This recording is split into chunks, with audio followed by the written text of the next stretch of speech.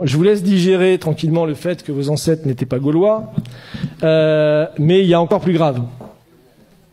Il y a encore plus grave. Ah, le temps passe vite. Oh là là. C'est que tous les pharaons qu'on vous a appris à l'école étaient également noirs, jusqu'à très très tard en fait. Toute la civilisation pharaonique, donc là on est en moins 2570, c'est le roi de la 3e dynastie, donc voilà. On voit ici de profil, donc il y a des caractéristiques morphologiques, bon j'ai pas le temps de rentrer dans les détails, et vous remarquez que son nez est complètement éclaté.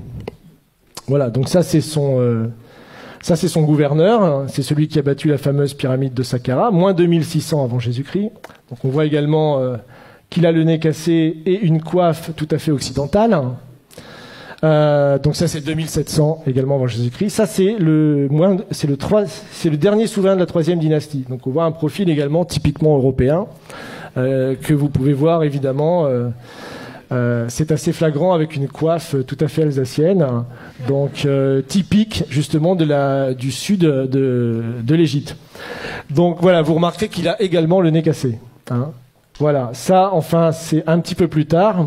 Donc c'est Ramsès III, c'est le plus connu, qu'on vous présente souvent à l'école, mais on vous présente pas cette version-là hein, à l'école. Hein. On vous le montre sur un hiéroglyphe. Donc également un profil tout à fait négroïde, comme on dit, et à qui on a également cassé le nez. Par contre, ce qui est marrant, c'est que j'ai mis la source de Wikipédia, parce que Wikipédia, malgré qu'ils utilisent un langage, comme vous pouvez le voir, extrêmement évolué, hein, l'analyse génétique montre que Ramsès III et l'homme E, probablement père et fils, et qu'ils appartiennent tous deux à l'aplogroupe du chromosome YE1B1A13, et que l'on trouve principalement en Afrique subsaharienne. Voilà. Vous avez bien mélangé le tout. Mais bon, il est d'Afrique noire. Hein, mais il ne faut pas le dire comme ça. Donc voilà. Donc là, on est quand même en 1186 hein, avant Jésus-Christ. Donc là, c'est les Égyptiens tels qu'ils se représentent. C'est également dans la tombe de Ramsès III que vous pouvez visiter en allant dans la vallée des rois. Donc 1200 avant Jésus-Christ montre que les Égyptiens... voilà, ça c'est l'Égyptien, ça veut dire Égyptien, et qui se représente comme ça ici. Hop. Voilà, l'Égyptien vu par lui-même, donc voilà, ça c'est 1200 avant Jésus-Christ. Donc imaginez un petit peu. Donc voilà. Et certains scientifiques, déjà un peu plus tôt, et c'est les découvertes qu'a fait Cheikh Anta Diop, c'est-à-dire que lui il a même découvert que bien avant les découvertes qu'on a fait par la science, des explorateurs au moment des invasions de Napoléon ou des Anglais ou des Allemands qui étaient allés en Égypte, avaient découvert que les pharaons étaient noirs, mais que personne ne voulait en parler. Donc lui, c'est Lepsius, c'est le fondateur de l'égyptologie en Allemagne, et il dit, voilà, tout simplement, bon, c'est une citation de son livre, hein, que vous pouvez trouver sur Internet, là où on s'attendait à voir un Égyptien, bizarre, on trouve un nègre authentique, tout à fait original. Donc ça, bon, j'ai pas le temps, c'est une icône byzantine du XIe siècle qui montre le roi Salomon allant visiter le pharaon noir, qui est très caractéristique. Et dans le Cantique des Cantiques, pour ceux qui connaissent la Bible, vous connaissez ce passage, je suis noire et pourtant belle, fille de Jérusalem, comme les temples de Kédar, les pavillons de Salomon. Voilà, pour ceux qui... Voilà. Donc voilà, encore une fois, là, il y en a plein, en fait. Hein. Bon, non seulement l'homme avant d'être blanc était noir, non seulement les pharaons également étaient noirs, et on bâtit également, était le berceau des sciences et des arts. Et ça, c'est la vraie négation, je pense, la plus consciente qui a été faite jusqu'à présent et qui perdure dans nos écoles aujourd'hui, même jusqu'en Europe. Donc, puisque vous avez là également dans une des tombes, 2000 ans avant la balance d'Archimède, hein, le système de balance avec des curseurs hein, afin de déplacer le centre d'inertie. Donc, vous avez là tout simplement le point de levier et ici ce qu'on appelle... le principe d'Archimède qui disait pour soulever la Terre, donnez-moi un point d'appui, qu'il a rédigé dans un traité, évidemment, 2000 ans plus tard, enfin 1500 ans plus tard, et en disant que c'était sa découverte et que c'était lui qui avait découvert toutes ces sciences géométriques. Donc, encore plus intéressant, le papyrus de Moscou, donc ça, il se trouve à Moscou, justement, aujourd'hui, il est au musée Pouchkine de Moscou. Et en fait, c'est les papyrus qui prouvent toutes les découvertes géométriques qui ont été faites par l'Égypte noire pharaonique, justement, entre moins 1500 et moins 3000 avant Jésus-Christ. Donc là, vous avez par exemple la pyramide tronquée, vous avez le calcul de la demi-sphère, vous avez Pythagore, vous avez le calcul des ellipses, Vous avez ça aussi, là c'est l'autre papyrus de Rhind. Donc vous avez ici donc, le théorème de Thalès. Donc, ça vous trouvez aussi dans des tombes, dans le papyrus. Donc ici, et Thalès lui-même a avoué qu'il avait fait sa découverte en Égypte. Hein. Qu'il avait lui-même fait sa découverte en Égypte. Mais il n'a pas dit que c'était les prêtres égyptiens qui lui avaient enseigné justement cette chose-là. Donc ils se sont tout accaparés. Donc là, ils ont même été jusqu'à calculer des coniques. On retrouve des études de coniques, bon ça c'est pour les matheux, qui sont soi-disant attribuées beaucoup plus tard, plus de 3000 ans plus tard. Là, le calcul de l'ellipse, de la demi-sphère, toutes ces choses-là ont été découvertes déjà avant moins 2000 par les Égyptiens à l'époque. Donc, encore plus fou, c'est que les pyramides ont été faites, elles, encore plus tôt. Donc c'est 2600 pour la pyramide, je crois que j'ai les dates ici. J'ai encore un peu de temps. Oui. Donc ça c'est la pyramide de Khéops qui a été faite en 2500 avant Jésus-Christ. Donc qui nécessite des niveaux de science extrêmement aboutis puisque la base de la pyramide est horizontale à 20 mm près. Vous imaginez déjà les calculs qu'il fallait faire.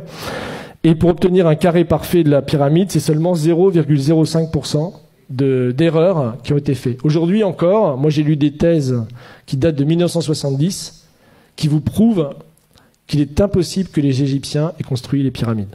Il y a des thèses qui sont écrites là-dessus jusque dans les années 70. J'ai même une citation là, qui est sur un site de vulgarisation scientifique. Ils ont des dizaines de milliers d'abonnés. C'est vraiment une chaîne YouTube et tout ça qui est très bien.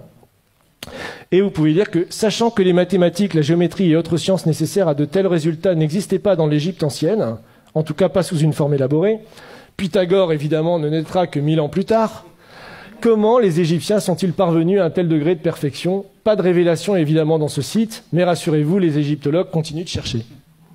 Donc ça c'est publié en 2015. Vous imaginez. Donc ça, c'est pour vous montrer les dates justement des grands découvreurs qu'on apprend à l'école. Donc le théorème de Pythagore, Thalès, le théorème de Thalès, évidemment, puis d'autres scientifiques qui ont travaillé sur les coniques ou Archimède. Donc voilà.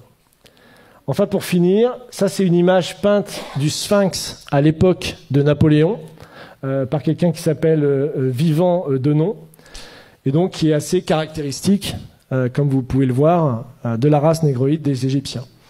Donc ça, c'était publié à l'époque, et lui-même disait, je vous cite, « Je n'eus que le temps d'observer le Sphinx, qui mérite d'être dessiné avec le soin le plus scrupuleux, et qui ne l'a jamais été de cette manière. Quoique ses proportions soient colossales, les contours qui en sont conservés sont aussi souples que purs. L'expression de la tête est douce, gracieuse et tranquille. Le caractère en est africain, mais la bouche dont les lèvres sont épaisses a une mollesse dans le mouvement et une finesse d'exécution vraiment admirable. C'est de la chair et de la vie. Quant au caractère de leur figure humaine, n'empruntant rien des autres nations, ils ont copié leur propre nature, qui était plus gracieuse que belle. En tout, le caractère africain, dont le nègre est la charge, est peut-être le principe. » Donc ça, le Sphinx, je vous rappelle, c'est en même temps que les pyramides, hein, c'est 2600 avant Jésus-Christ. C'est d'ailleurs jusque la basilique Saint-Pierre de Rome, je crois que c'est plus grand que la basilique Saint-Pierre de Rome encore aujourd'hui, et c'est encore aujourd'hui la plus grande sculpture réalisée sur un seul bloc, 2600 ans avant Jésus-Christ. Donc c'est encore une prouesse scientifique qu'on ne sait pas expliquer aujourd'hui. Hein. Donc voilà, et pour finir, puisque le temps presse, ça c'est un proche également de Napoléon, donc qui a été avec lui dans les voyages en Égypte, et qui fait cette citation sur laquelle je terminerai pour vous laisser réfléchir à tout ce que je viens de vous dire. Donc il parle justement des Égyptiens. Tous ont le visage bouffi, l'œil gonflé, le nez écrasé, la lèvre grosse, en un mot un vrai visage de mulâtre.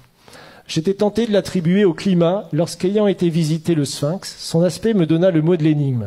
En voyant cette tête caractéristique du nègre dans tous ses traits, je me rappelais ce passage remarquable d'Hérodote où il dit « Pour moi, j'estime que les Colches sont une colonie des Égyptiens, parce que comme eux, ils ont la peau noire et les cheveux crépus. » C'est-à-dire que les anciens Égyptiens étaient de vrais nègres. Mais en revenant à l'Égypte, le fait qu'elle rend à l'histoire offre bien des réflexions à la philosophie. Quel sujet de méditation de voir la barbarie et l'ignorance actuelle des Coptes, issus de l'alliance du génie profond des Égyptiens et de l'esprit brillant des Grecs, de penser que cette race noire, aujourd'hui notre esclave, est l'objet de nos mépris, et celle-là même à qui nous devons nos arts, nos sciences et jusqu'à l'usage de la parole. Imaginez enfin que c'est au milieu des peuples qui se disent les amis de la liberté et de l'humanité que l'on a sanctionné le plus barbare des esclavages est mis en problème si les hommes noirs ont une intelligence de l'espèce de celle des hommes blancs. Donc ça, c'est tout le débat de l'époque pour savoir si puisque c'est la période de l'esclavage, on réhabilite l'esclavage, qui sera réaboli que plus tard en 1848.